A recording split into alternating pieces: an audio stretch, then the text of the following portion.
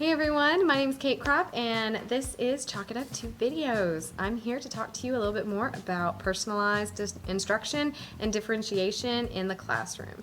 So if that interests you, stick around.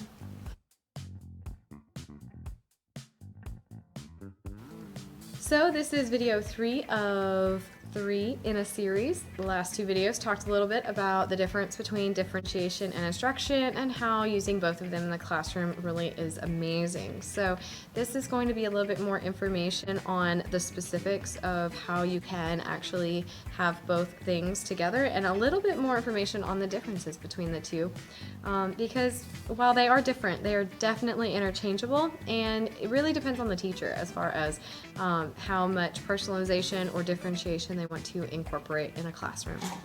For differentiation, again, we're focusing on the level that the student is at. So is the student reading at a 5th grade level, a 9th grade level, a 10th grade level? And depending on what level they're reading at, that's when the teacher pulls texts with that specific Lexile score, not at where students are already reading, but just a slightly above it, so that they still have to push and they're still growing their education abilities, but they're not necessarily working at the same level that everyone else is working at, because sometimes that can make it almost impossible for them to achieve any success. And if you're a student in a classroom and all you do is fail over and over again, you're going to lose apathy. You're going to decide that it's just not worth your time to work hard and to focus and get assignments done, because no matter what you do, you're always going to fail, which is kind of where differentiation started in the first place, is giving students tasks that are things that they can actually achieve and therefore grow in the classroom. And it doesn't just work at the low level, it definitely works at the high level too, because you have students who come into the classroom who are already above all the other students in the classroom, and they're having to sit there and do things that seem remedial or basic to them. And when a student is bored in class because they think that it's too easy, then you're going to find behavior issues. They're going to be distracted, and they're going to make it harder for other kids to focus because they're distracting other students or talking, or maybe walking around the classroom because they're already done, things like that. So differentiation is something that has started many years ago as a way to kind of curb these things, so that students are getting adequate and meaningful content and work throughout their time here in school, since they're here, they need to learn.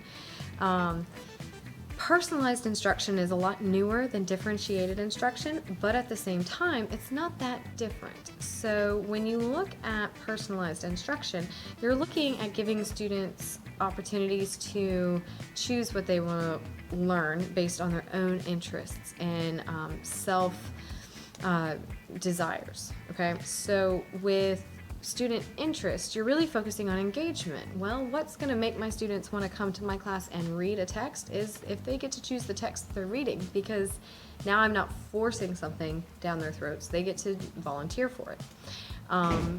This is not always possible because, again, as a teacher, I can't read everything, but it's definitely something that is possible, especially when you have things that can't grade themselves, or things that are only it's a rigorous task, like writing a paragraph, but I only have to grade for a specific element within that paragraph, and therefore I am able to get through the grading work at a more basic level at a faster time.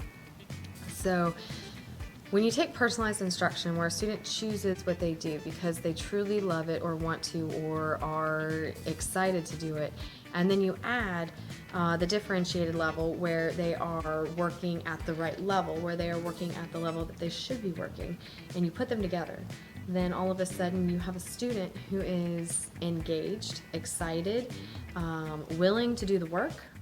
And now that they're differentiated, they're working at the appropriate level, they are pushing themselves, they're growing, they're reaching for new levels of excellence.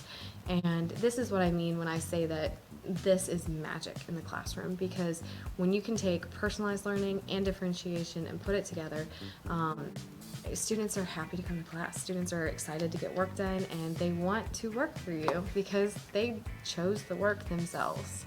Again, this is a little bit more about how personalized learning and differentiation come together in the classroom, and how these things are amazing. If you want some digital tools and tips that you can use in order to differentiate, check out the first video. If you want some tips and tricks on ways to personalize in your classroom, check out the second video.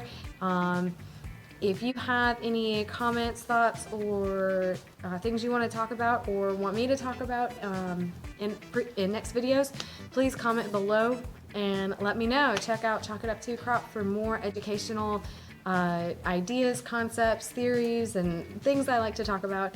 Also, you can check out our TPT page, which is Juxtaposition League of America, for other personalized or differentiated lesson plans.